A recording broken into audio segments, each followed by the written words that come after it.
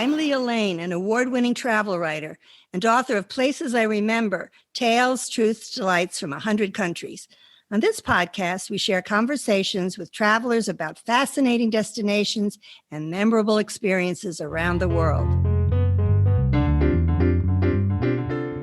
Australia in the Southern Hemisphere is the world's sixth largest country, so we'll just be covering the must-sees, including tropical beaches, marine reserves, Aboriginal culture, cute koalas and kangaroos, rolling wine country, lush rainforests, and a couple of dynamic cities. Our guest, Jane Mathews, grew up in Australia and is a guide there for overseas adventure travel, known as OAT. She has worked in that major travel company since 2018. Welcome, Jane, to Places I Remember. Thank you very much. So what inspired you to work in travel and become what OAT calls a trip experience leader? I worked in advertising my whole career, started in London, moved to Sydney and then Chicago, Amsterdam and Singapore. So I've traveled a lot. And I don't know if you know anything about advertising at all, but it's not a very age-friendly profession is one thing. And I just, to be honest, my interest just sort of waned. And I've always loved travel. I've always loved sharing. I like presenting, like being a little bit bossy. And I met someone who was a guide and I just said it, I blurted it out. I said, I'd be a really good guide. So I went to guiding school. I did that for 3 months and then off I went and I've loved it. I haven't looked back ever since. That's wonderful. A lot of people ask, how can you get into travel? You know, how can you see the world? Well, this is one way to work as a guide and love it. And you study a bit. And if you have the right. You have to do some work. You know, I don't pull facts out of thin air. You know, I read a lot, I do a lot of research. And one of the things I love about my job is every time I go, because we normally do the same itinerary, every time I go to them, you learn new things, you know, you just all the time. I'm learning. And you learn from the guests as well. I'll bet. What would you say is the ideal length to experience the highlights of Australia? I mean, forever would be the ideal, but, you know, vacation. I would say 2 to 3 weeks. Okay. And we know it's a long way to come. We know that. So every single person, American, I've ever had on any of my trips, tell me how far it is that they've come. We know, because it takes that far for us to go anywhere, apart from New Zealand and Indonesia.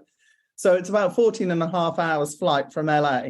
Right. I know it's a long way, but you just have to do it. It's fine. It's not such a big deal.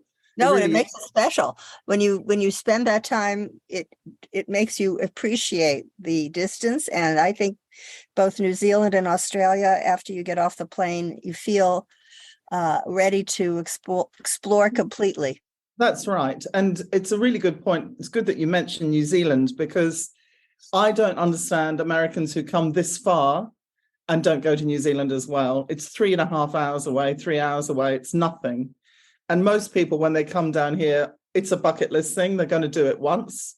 And if you're going to do it once, do a couple of weeks in New Zealand as well. It's crazy to come down here and not go on to New Zealand. What's the best time of year, do you think, to visit in Australia? We all laugh about it because Americans come mostly at the worst time of year, which is our summer. So Americans traditionally come here between September and April, which is our hottest time of year. And I would say the best time is, all the Australians travel around Australia in winter because it's still hot, but it's not boiling hot. So I would say the best time, probably the shoulder times, like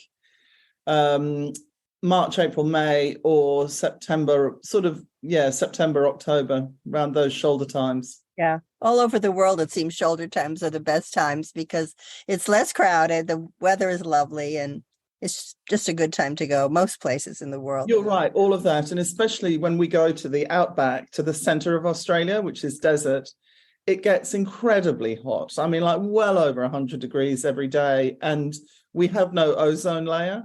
So dehydration is a real issue. I mean, I'm always on at my guests to drink. You know, water, drink water. Yes. Water. Make sure. Water. Lots of water. And also we have the highest incidence of skin cancer in the world. 2 out of 3 Australians get skin cancer. So, you have to wear a hat and be covered up if you're coming in, especially in those peak summer months. All right. Good to know. Now, I read that there are over 250 different Indigenous languages and 800 dialects spoken across Australia. Tell us a bit about the Aboriginal culture. That is a really good point. And it's really interesting that you raised that, because I was going to say it, and I'm really glad that you did, because it's something that most people don't realize. And they think that Aboriginal people, it's one culture and one language, which it is with the Maori in New Zealand. So we're very, very different from New Zealand in many ways, but that's one of the main ones. So Aboriginal people represent 3.5% of our population, but there are a lot of issues with that. It is the most incredible culture. It's the longest continuous culture in the world by far. We don't know, between 60 and 80,000 years. They came over here, we think, from Indonesia, 60 to 80,000 years ago. So if you combined ancient Chinese, ancient Egyptians, Greeks, Romans, whatever, all together, Australian Indigenous culture would be over twice as old as that. Wow. So it's really important to remember there were, between 500,000 and 1 million people here before Captain Cook turned up in 1770. So they say that if Aboriginal culture was 24 hours long, the British arrived 3.5 minutes ago. It's wow. And we do call them Aboriginal people or First Nations people, not Aborigines, which is now considered very colonial, not a good word. But they've got the most amazing history and culture. Sadly, there are some issues now. So 26% of our jail population is made up from Indigenous people. There are some quite systemic issues that we are trying to address. We're working on it, but there is some way to go, I think is fair to say. But there are amazing things to see in Aboriginal. I have a real interest in it. There's a shameful past, because when the British arrived, there was a culture clash straight away, because the way that they operate and the way they think they share everything, they take what they need what they take. It was such a culture clash with the British, who put fences around everything straight away. And Aboriginal people saying, well, how can you put a fence around a water hole? Because that belongs to everyone. And how come Aboriginal people get in trouble for spearing one of those white fluffy things, a sheep, whereas the British could spear their kangaroos, and it was okay. So there was a culture clash straight away. And we introduced smallpox and some, Western diseases that decimated them. So by the 1920s, there were only about 20,000 Aboriginal people left in Australia, down from, 500,000 to 1 million. So, and it was a terrible, we have a very shameful history where the Indigenous people are concerned, and we're trying to put that right now, but it's a complicated issue, and it's an ongoing complicated issue. But beautiful cave art, beautiful art, especially. What about the didgeridoo? The didgeridoo actually it's a musical instrument. It's made from a hollowed out log, got the most amazing sound. It's actually made when termites eat away the inside of a log and make it hollow, and they blow into it and make the most amazing sound. Do get your listeners to Google didgeridoo, because it's the most haunting music. It was actually a man's instrument. Women are still not allowed to play it. The Aboriginal people have men's business and women's business. They're separate. It's an instrument from the center of Australia, but now has traveled out and around, and it is incredibly hard to play. And if it's a big log, I would think it's hard. Well, you have to breathe in and out at the same time. It's circular breathing. It's incredibly hard to play, but the most amazing sound. And it's lovely seeing the look on my guests' faces when we have a didgeridoo player, because it's just not like anything you've ever heard. I think we're going to put a didgeridoo at the end of this session, so good. People can hear it. Let me ask you, is a boomerang from the Indigenous people? It is. And again, it's one of these, a boomerang, they call them boomerangs, is and it's a hunting instrument. There are lots of different sorts. What people are used to seeing is the returning boomerang, which is sort of two sides at an angle, at a right angle. Again, that came from a tree that they took off the root of the tree. They didn't actually have to carve it. They let the tree do the work. And it's very sophisticated, because it actually has the wing of an aeroplane. It's flat on one side, curved on the other.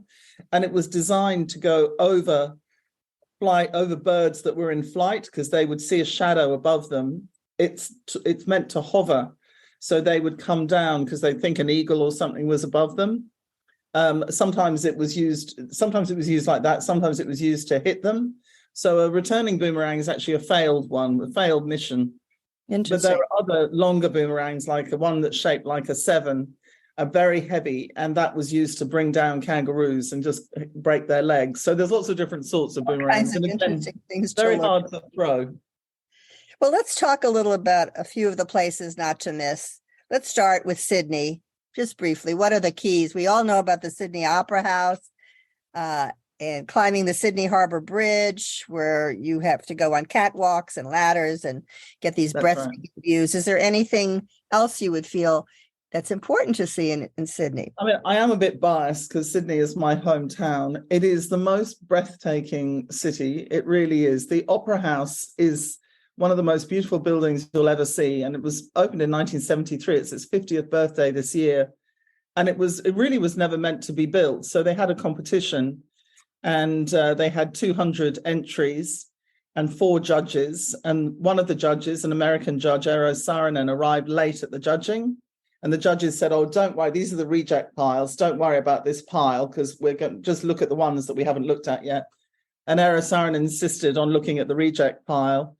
And number 218 was Johan Utsen's design for the Opera House as we know it today. Oh, that's great. And it was meant to cost, $4 million. It's cost 106, meant to take 3 years, took 14.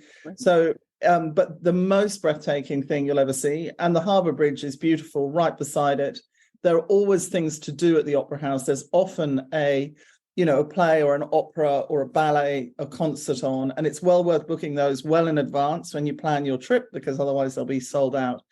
The other things, there are some beautiful walks in Sydney. Bondi Beach is very famous. There's a walk along there from Bronte Beach to Bondi Beach. There are beautiful museums, fantastic art galleries. I mean, you get trips on the harbour, cruises on the harbour is a really good thing to do. Lots of markets, lots of shopping if people are interested in that. There really is an enormous amount of things to do. I mean, I give my guests a thing saying, if you're interested in being outdoors, get a ferry to Manly and go and walk around there for the day. Beautiful beaches to explore. If you like culture, there's all sorts of museums really catering from everything from the story of Sydney to Aboriginal art. There's so many things to do here. There's obviously a lot of colonial history, especially in an area called the Rocks, which is the oldest area of Sydney, and round Circular Quay, that's just near the Opera House. So everyone always, it's a very easy city to navigate, very safe. We've got our Chinatown, which is fantastic. We're a very multicultural country. So our Chinatown also has a Chinatown, which is where the Thai is next door to Chinatown. So in Chinatown, we have Thai, Korean, Malaysian, Indonesian, Japanese. We have Vietnamese. We have so many restaurants and so many cuisines. And it's the same really across Australia. It's very easy for us here to access ingredients for Asian food. And we sort of take it for granted because we are in Asia. If you look at a map, we're really in Asia. So we have a massive influence of Asia in the cuisine and also in the culture. When I was in Sydney, my favorite neighborhood name was Woolloomooloo. Woolloomooloo. Charming. I still remember.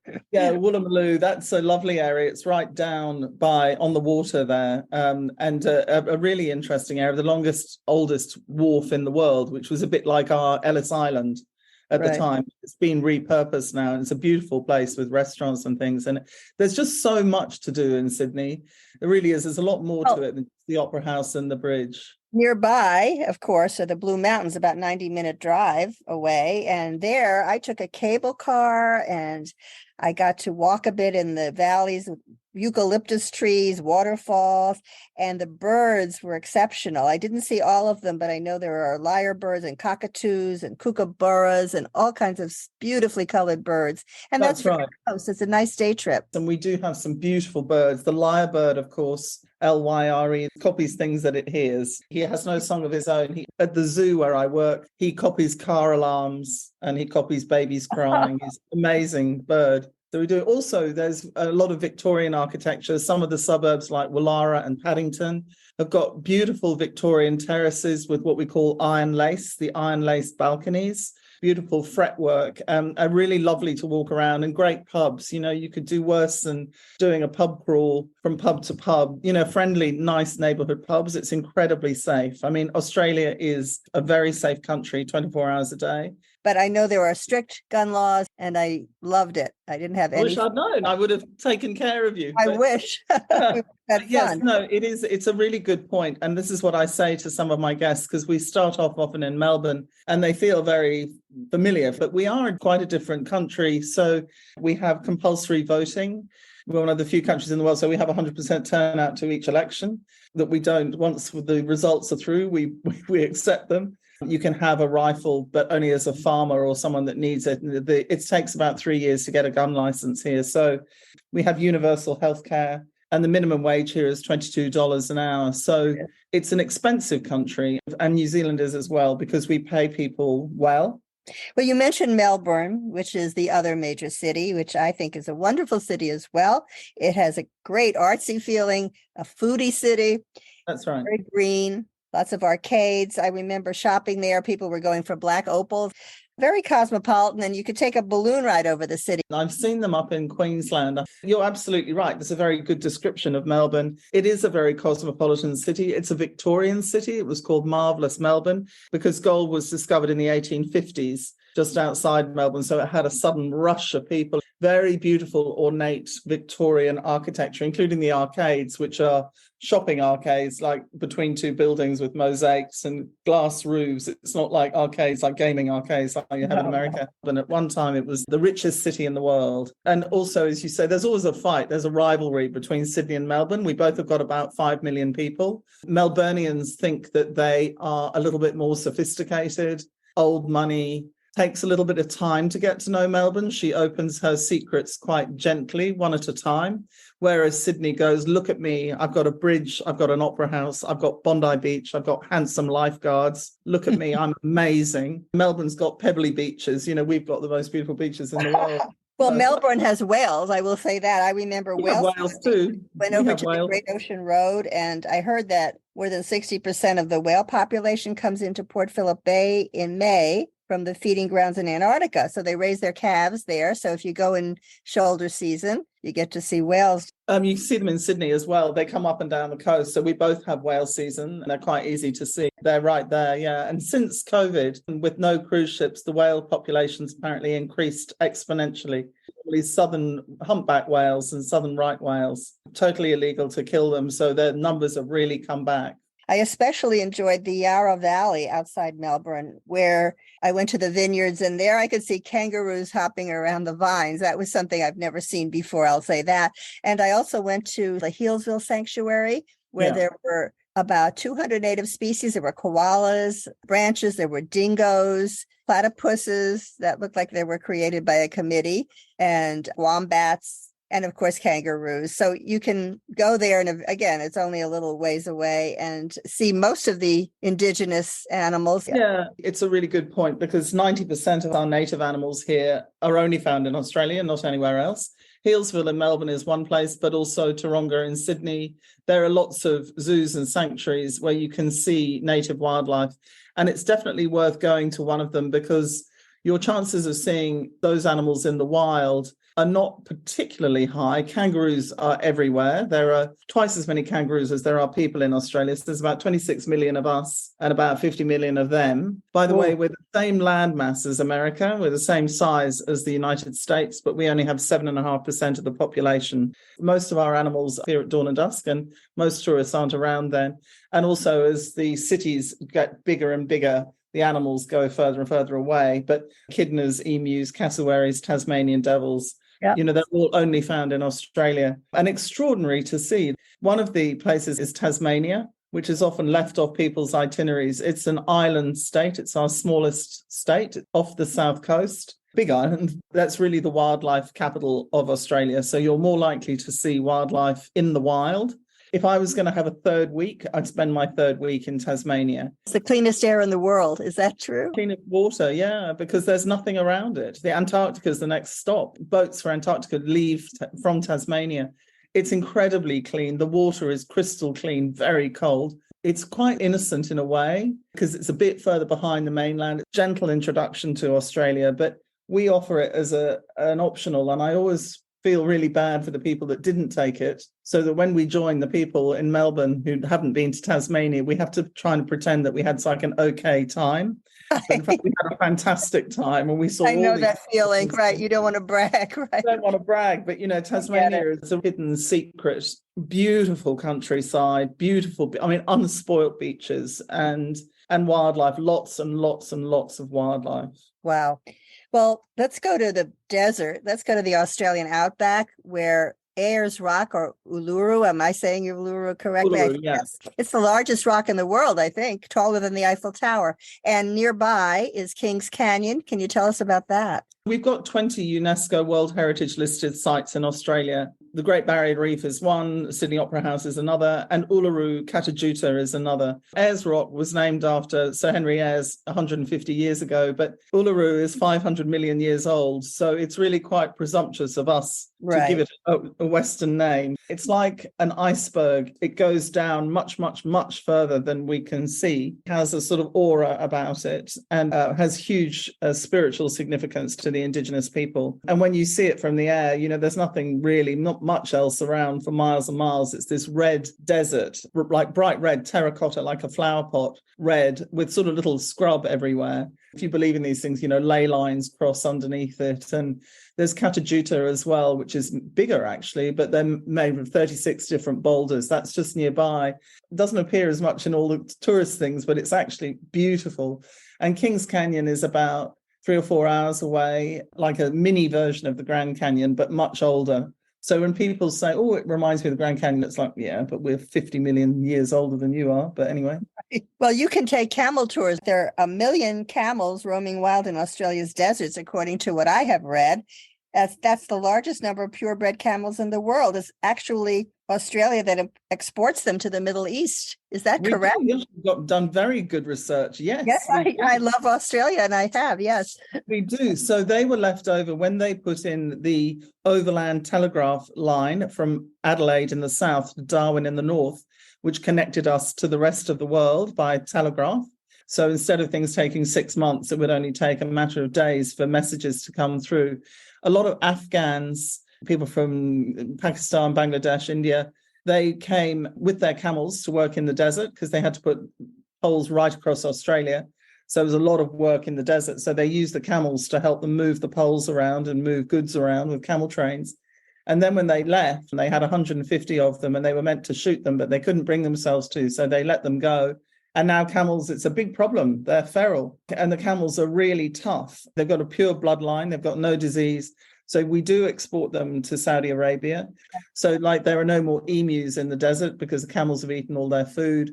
Let's go to the water. The Great Barrier Reef, of course, on the northern coast is the planet's largest living structure.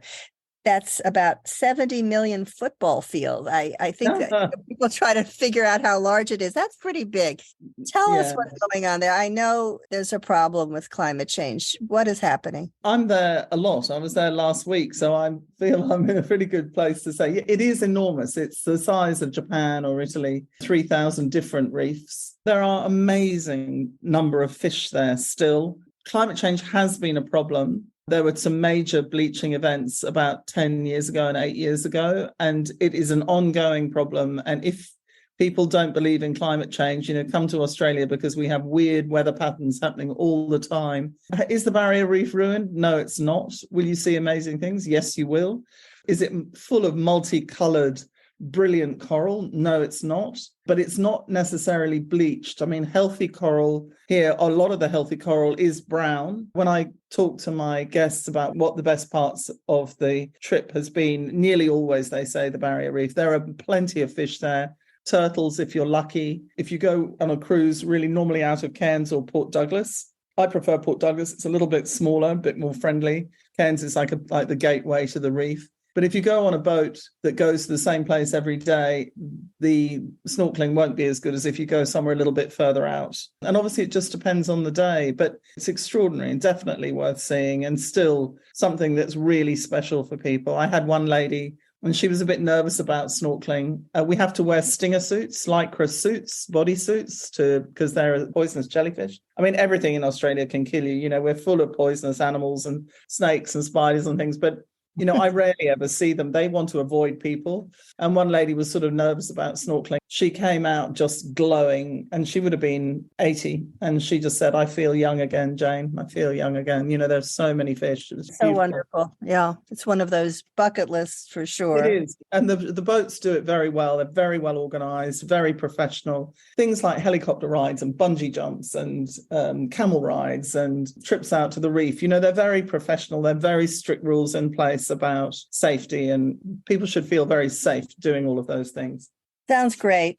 Well, the name of the podcast is Places I Remember. So, Jane, with all your travel experience in Australia, how about one special memory? It actually was, I took a busload of guests. There's about 16 of them.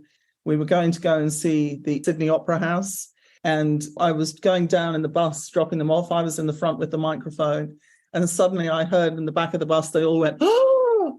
And I thought something terrible had happened. I thought someone had a heart attack or something. And I turned around, and it was just their first view of the Opera House. They all just took their breath away, literally. All 16 of them all gasped at the same time. So that was really nice. It has that effect on people. It's amazing. There's so much that's wonderful in Australia, and that's one of the things. Absolutely. And very friendly people, actually. That's the other thing. The other thing that most of my guests say, they say the Sydney Opera House, Uluru and the Outback. And I don't think unless you've seen the Outback, you really get Australia. It's too expensive for a lot of Australians to visit. The Great Barrier Reef, but also just chatting to people. What a lot of my guests say is their favourite part about visiting Australia is the people. So if you're sitting on a tram in Melbourne, you go to a pub in Sydney, people are friendly, people chat. We like Americans and like a bit of a chat. And that's some of the things they get the most pleasure from. We're just a friendly bunch. Absolutely. I felt that, as I said, I went by myself, and if I'd go to a restaurant, people would be talking to me automatically, and that doesn't happen everywhere. They're curious and friendly, and it makes you feel very good. Well, thank you, Jane Mathews, trip experience leader for OAT Tourism Company. You make me want to hop on a plane like a kangaroo and return to discover more about superlative Australia. And we're going to end with music from the Didgeredoo. So thank you. Thank you.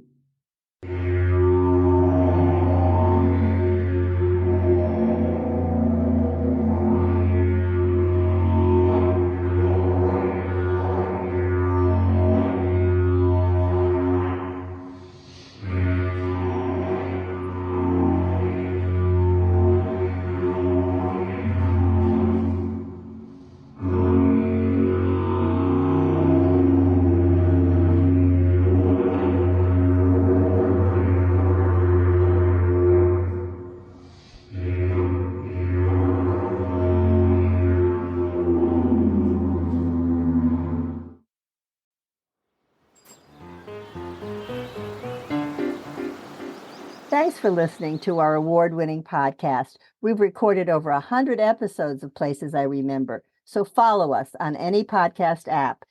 And new monthly episodes are also on YouTube with gorgeous video. My book, Places I Remember, is available in print and Kindle, and I read the audio version.